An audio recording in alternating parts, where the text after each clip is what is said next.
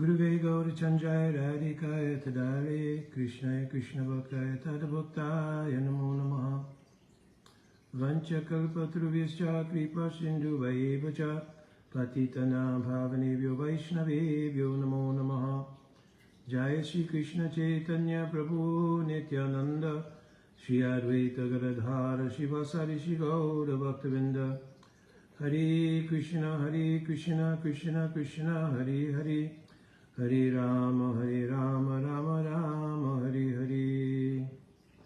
Dhanavad Pranam devotees. So I just wanted to do a very short video. I have some services to do. But I got a lot of questions that came regarding the still topic about the svarupa of the jiva. So I think I mentioned to a lot of devotees that I kind of had wanted to begin to put the topic to rest. I had done the videos and explained to the best of my ability what I've heard from Guru and senior Vaishnavas and Sastra. And I thought that that would suffice to give at least what I've understood. And you know, certainly, again, like the very title of the videos that was done was, you know, there's more than one angle of vision on the subject. So taking that into consideration, certainly people can do research in various places and with various persons whom they have some faith in, and, you know, make queries to try to get a deeper understanding. So for those of you who wrote to me to ask me questions, it was a little, there were a little too many. And some of them I had started by just, because one of the discoveries for me was that I started doing these kind of videos because I did not want to have to type so much, looking at the screen and all of that, and trying to formulate answers. It was much easier for me to speak them. So for some persons, of course, I was just using the return messaging by recording it and letting it go. Yesterday something happened. I don't know if maybe when I got a phone call or something, for one particular devotee, that got interrupted somehow or another. I thought it went through, but they sent me again earlier this morning when I finished some of my japa. I looked and saw that they were still having a question mark there, which meant they either didn't get it or it was partial, or I don't know. And then for some of the other devotees who wrote, I didn't get a chance because it was late at night by the time I looked at a lot of these things. I didn't get a chance to respond. So I'm taking this morning to, in a short way, answer some of the questions. And some of them are questions I really cannot answer because you're asking me about other persons. And of course, I never speak about other persons, their understandings, or I would definitely refer all of those who did write something about inquiring about other persons who are discussing this issue. They are on Facebook, from what I know, most of them, or all of them that were mentioned to me. And I think you can reach out to them in a friendly way and say you have a question and ask them particularly about that perspective, etc., etc. All of them that I know, only one person I have not met or had any interaction with, but I always give the benefit of the doubt that all Vaishnavas have sincere intentions and so forth and so on. We're not living in a materialistic environment where you have to fill your heart with doubt about everyone in the Vaishnava Mandal. So until proven otherwise, I've always given all Vaishnavas that they are sincere, they're honest, they're trying to their level best to present what it is they have understood or what it is that they've researched, etc., etc. So you can reach out to those Vaishnavas. Like I said, I know them, at least the 3 out of 4, and all of them I know to be sweet, very humble Vaishnavas, and are probably either willing or maybe not at this time willing to speak. It depends on what their services are, how busy they are, etc., etc. But they're kind devotees, so I know that they probably will, if they can't speak to you about it now, will make some arrangement that they can. As far as the questions which I can talk about, which were directed towards some more clarification about things, we can do that. So let me grab the thing here so I can look at the question again. So I'm going to paraphrase, because as usual, these questions, they're really long. I'm telling you, when people write a question, they're pretty thorough. But wait, my phone just went off. So then the problem becomes trying to answer all of that and keep in mind all the different nuances in the question. Okay, so basically the person is asking about, well, which again, I'm going to even, Prabhu, refer you for some of the nature of what you're asking about to reach out to those devotees, and you know who that devotee is that you're asking about. So the question that you're asking me to address was whether or not the constitutional nature of the jivas being dasita, is that itself bhakti? And if it is, does that change the dynamic of the discussion? So for the nuances of that answer, as far as you asking me about the other sampradayas and everything, I would direct you to the devotee that you asked me. I know him, a very sweet devotee, scholarly devotee. I would ask that you reach out to him and inquire his perspective on that and how he came to those conclusions, etc., etc., etc.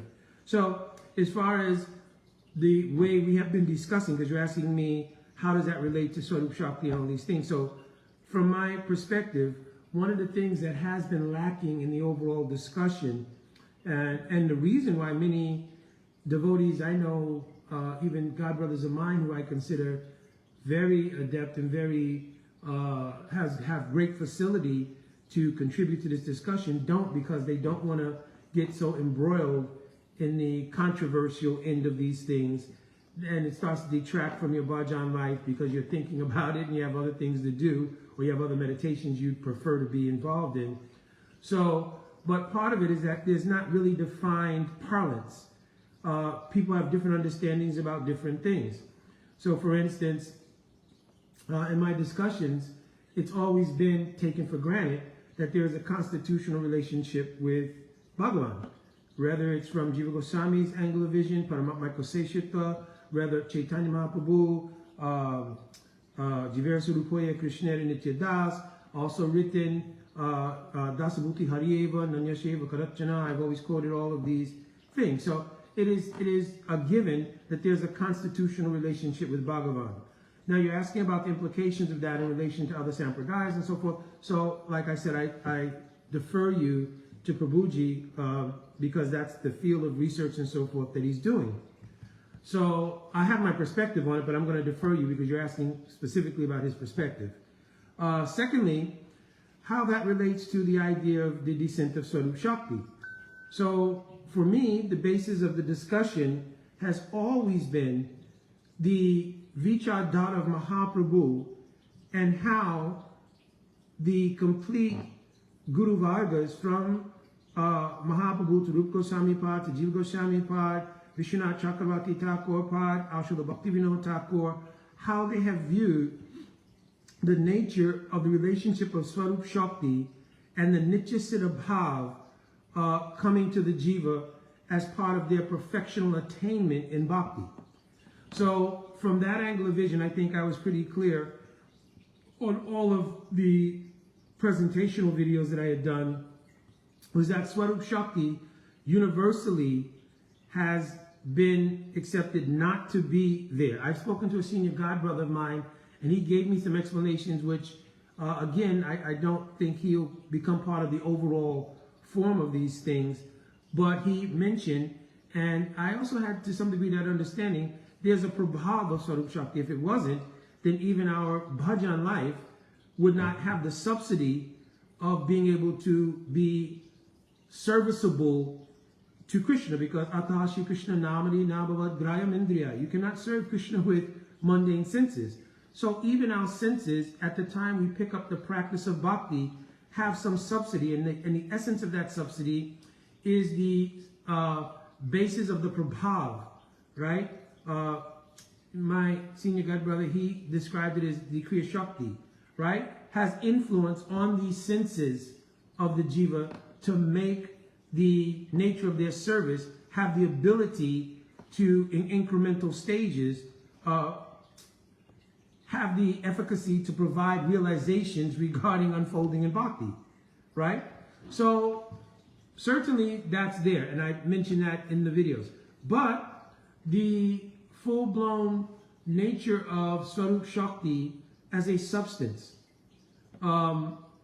is not present in the heart of the Bada Jiva, because universally, going backwards from Srila Bhaktivinoda Thakur, of course, in the maybe 15th and 16th chapters of Jiva Dharma, in which he's dealing with Jiva Tattva, he's mentioned that the jivas lack chit bhav, and he's also mentioned that the jivas are incomplete Shakti. So incomplete here means what would make them complete is Svarupa Shakti. This is the differentiating factor between the Nitya Siddhas and the Anadibhada Jivas.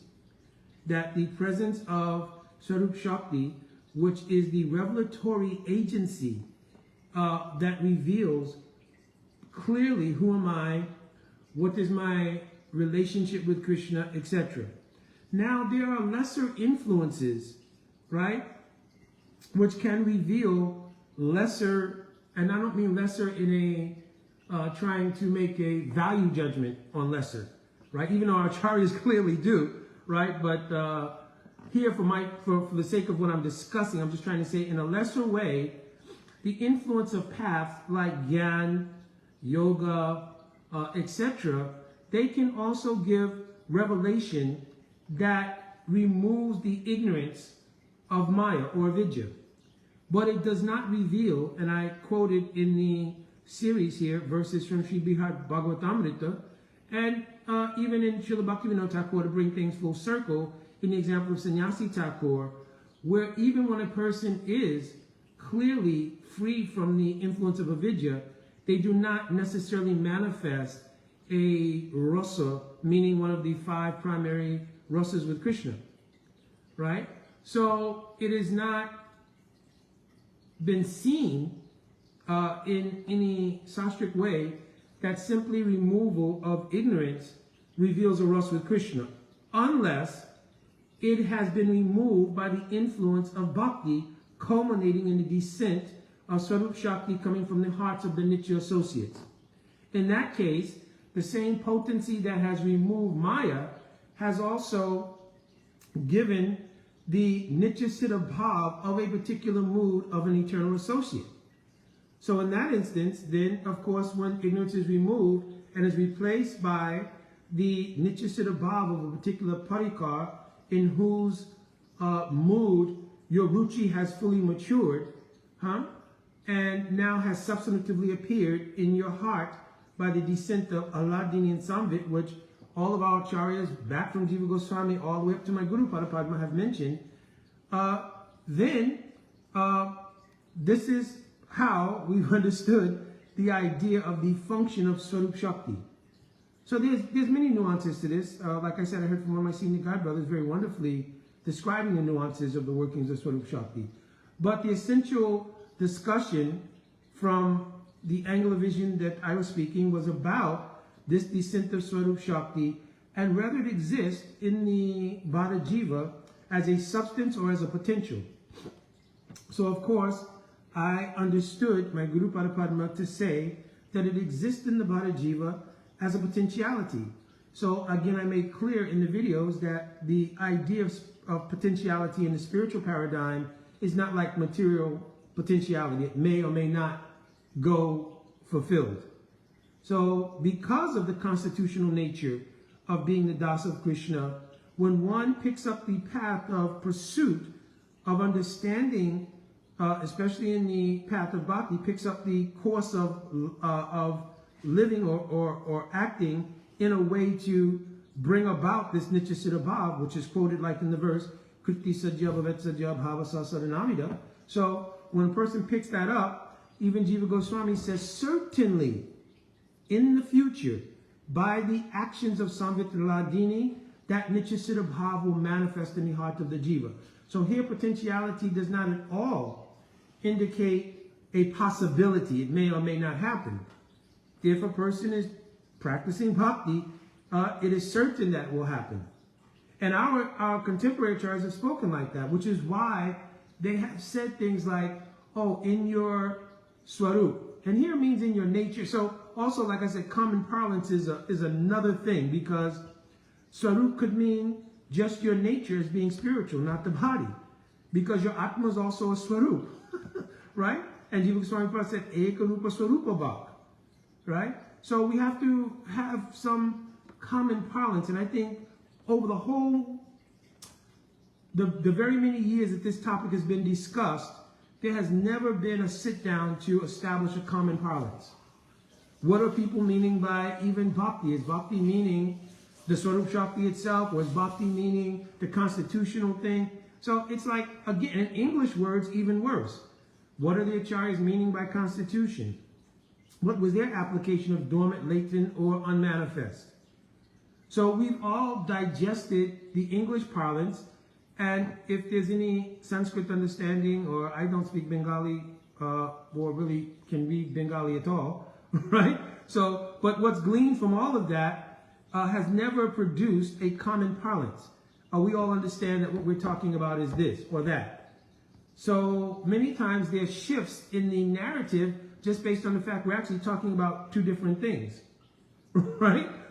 So again, to bring things back into focus here, our contemporary acharyas, in stating things like, oh, everything is there, your ras, your form, etc., in a seed-like form, or other comparisons to iron and magnets, or comparisons to so many things, all which really, when analyzed closely, represent potentiality, right? But the examples themselves, because again, they're composed of material things, don't completely encapsulate what our acharyas are speaking about, because the potentiality of the jiva is absolute. As mentioned by, like I said, the commentary of Jiva Goswami on that verse, Kuti Saja Bhavet Saja, right? So the only other avenue would be that there's a substance in the jiva, right? So then the question was raised, if it is a substance, what is the substance, right? So I've heard, varying things from it is Swarup Shakti, but it's just, not available to its shraddha, which is a particle of, so there's very many things, but I have not seen any writings in the Guru Vargas of those things.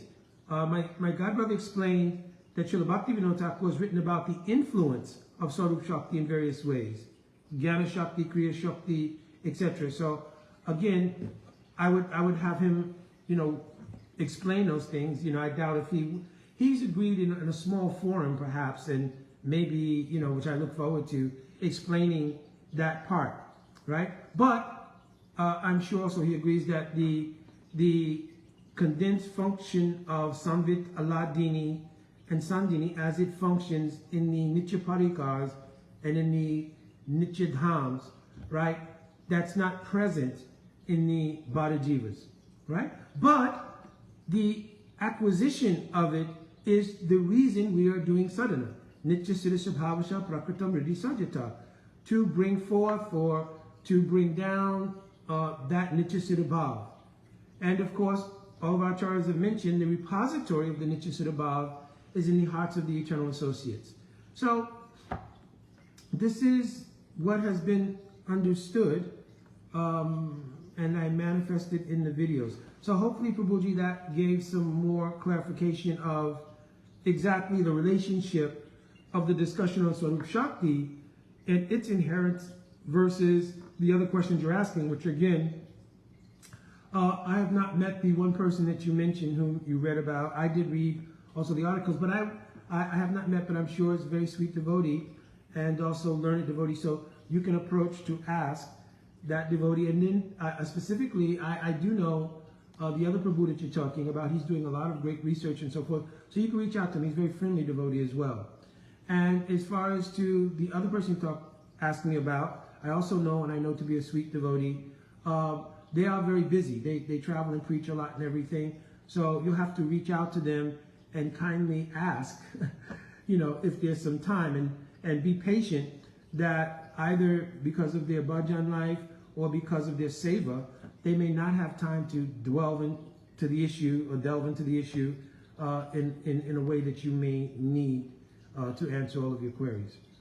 So there was one other small thing here. Let me take a look at it. It's from someone else. I'm just trying to make sure it's not something that I would defer to those other persons. Let me see it. Right, the phone keeps going off here. It's about whether or not and I think I did discuss it in the course of the videos, I'm pretty sure I did, whether or not there's predetermination or not as far as your rasa is concerned. From the senior devotees that I have inquired from, they have mentioned, and I think I mentioned this a long time ago in a video strictly about that issue, that there is an intersection of two things. One is Krishna's icha, means Krishna's desire, and also that there is the ruchi or taste and abhilas of an aspirant. So we'll also have to take context of things. So for instance, in the Madhurya Kundambini, it is mentioned that bhaktya sanjatya bhaktya, that bhakti comes from bhakti, right? It is not given by Krishna himself. So Krishna has icha to taste many varieties of rasa. Therefore he's called Akila Rasamrita Murti. And in Sri Brihad Bhagavatamrita, there's one verse there.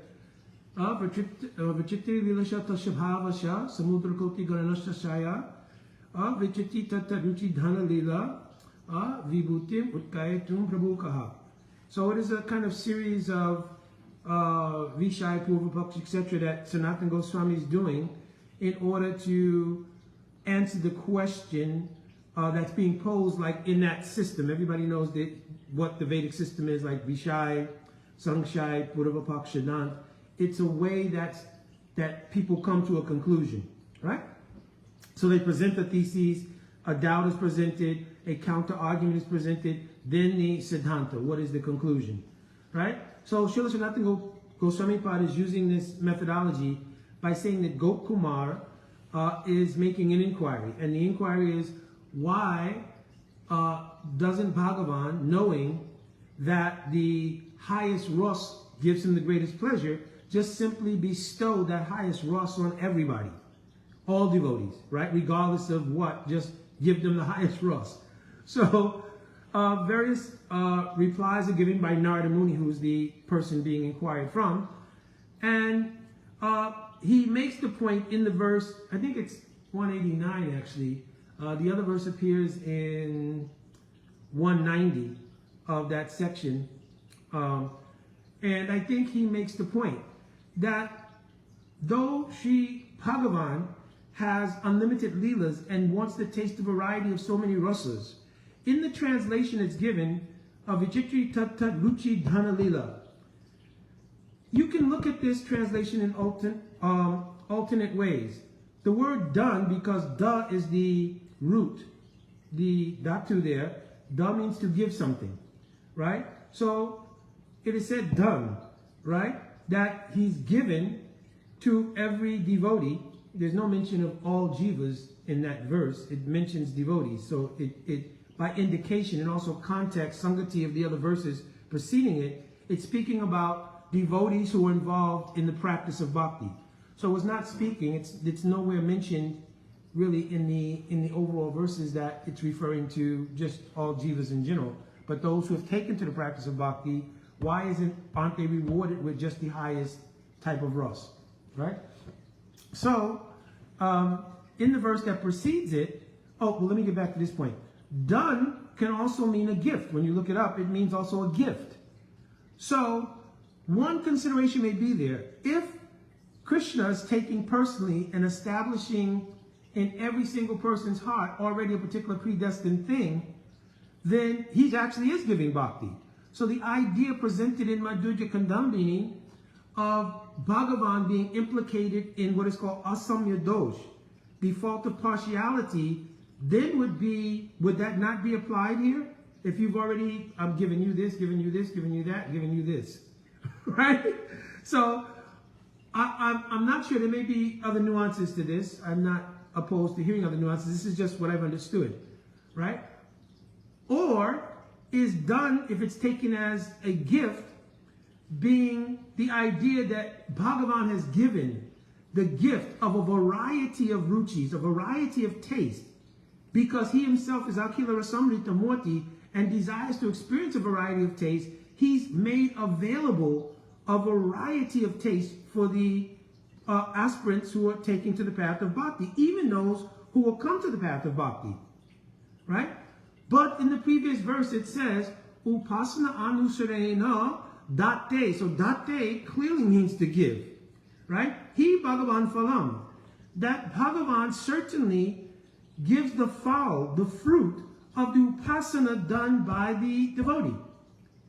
So clearly here now the methodology or system by which Bhagavan gives that ruchi is indicated in the verse prior to discussing the why he gives it.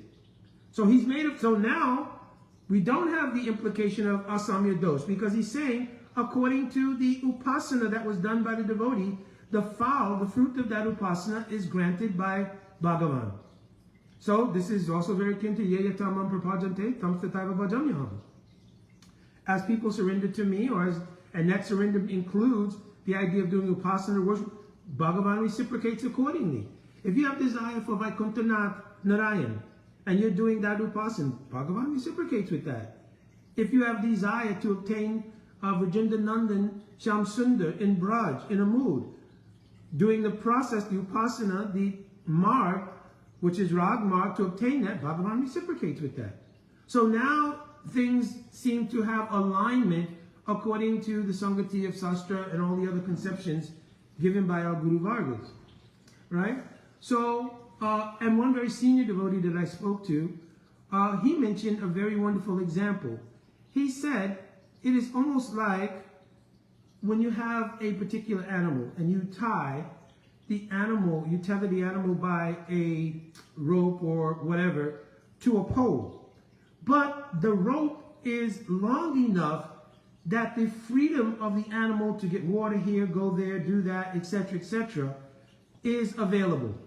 So this very much aligns with all of our tribes, but also with Srila Bhaktivinoda Thakur in discussing the value of the minute freedom given to the jiva in the 16th chapter of Jivadhamma. He discusses, because the inquiry is, why did Bhagavan cause the Srishti Leela as a means?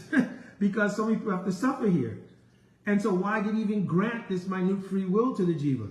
And Srila Bhaktivinoda Thakur's answer is because of the very valuable gem that minute free will is, that it gives the jiva the ability to use that minute free will in the samagri of developing praying for Bhagavan.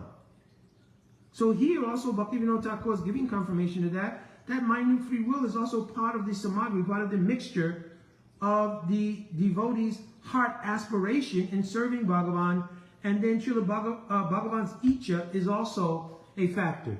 So also I've heard devotees say it's strictly whatever the devotee desires.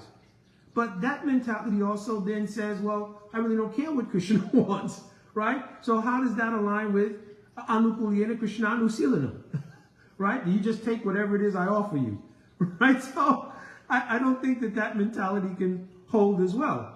So there's an intersection that what is Krishna's Icha is aligned with the gradual unfoldment of the Ruchi and Abhilas of the aspirant. And a particular mood will then become very tasteful to the aspirant, so the aspirant has the experience that, yes, this is how I want to serve Krishna, and Krishna will reciprocate with that. Now, you could look at everything in the manner which I call shooting at a target. Like if you have an arrow, you shoot at a target, you hit whatever that thing is, and then you go and you paint a circle around it and say you hit the bullseye. So when you look at anything in retrospect, everything seems to be predestined or destined. You understand? So it's akin to what I just mentioned. Like if you take an arrow and you shoot it into a wooden plank, then you go and paint a circle around the arrow, it appears that you've hit the bullseye every time. So when you're taking retrospective looks from the aftermath of something that's manifest, then it's kind of like that. So our acharyas also do like that. It's a very sweet thing, actually, that when you obtain your perfection, yep, that's always what was meant to be. That's what was there. That's what's happening. You were always that. You understand? But the experience in the unfoldment of the sadhaka is the revelatory increments in bhakti. So, I've come to the stage where I have ruchi in bhajan. Right? Tat bhava adi madhurya shruti devakshate is slope. And then later on, proda parama atma saiti bhajaniyam. So now first my ruchi was in bhajan, but now it's in bhajaniyam. Bhagavan karoti tadeyam ashakti akyayate. So now a Shakti has come. And when a Shakti comes, it's explained in Bhakti Sandarbha that this is the verse Tatra Tadrisa Sudakaraka Samalasita Ridoy Spatikamani Sastradi Sute Shudagatmakaya Bhakti Paribhakti Shuapi Ruchi Jayate.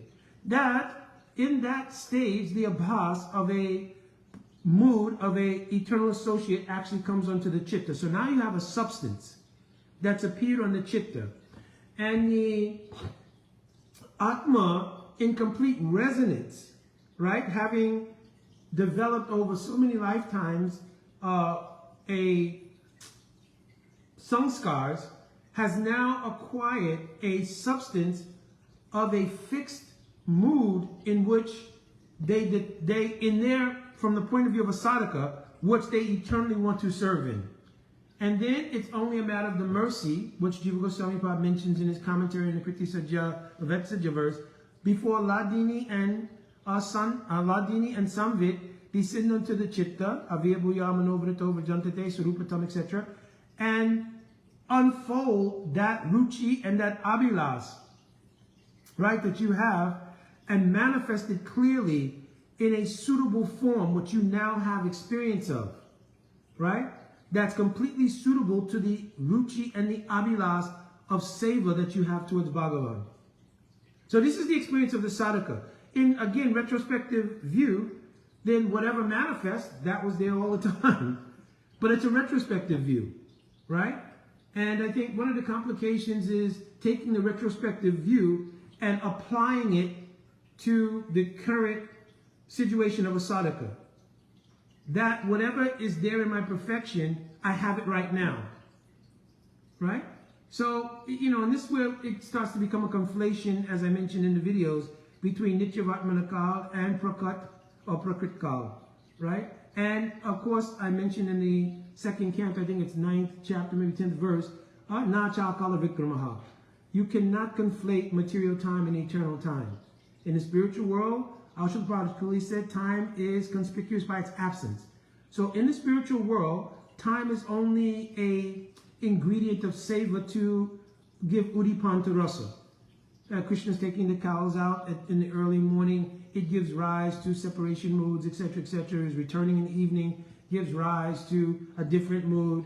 His calling for ras at night gives rise to... So time is only a servant of ras in the spiritual world. So you cannot conflate the two things, because then it could be the seed of the tendency of sahajava. That, oh yeah, everything, I'm already a manjari, whatever the case is, I'm just working it out. So better, and I've heard Srila Gurudev give statements directly to particularly put this in perspective by admonishing, no, you have nothing until you get to bhav, and it will be realized in bhav, not before that. Or you haven't realized any svarupa. Right? And this is to put us back in proper perspective that I am a sadhaka trying to first obtain nishta in bhajan. I just want to get steady in the practice of bhajan. And then organically, ruchi in that bhajan will appear, and it'll be symptomized. Oh, do I have deep taste for chanting Harinam? Do I have deep taste for hearing Harikatha? Do I have deep taste for seva? So you can have a barometer and check your own pulses, Gurudev used to say, and you'll see if those stages incrementally are coming or not, right? But if you just have a mentality that they're there, but you see that there's actually not any substantive deep attachment to the elements of Southern bhajan life, then it's not the end of the world. Then, oh, okay, but I'm trying, and I'm going to continue trying. This is my faith. I'm fixed in my faith that I'm going to be at the lotus feet of a sadhu and continue trying.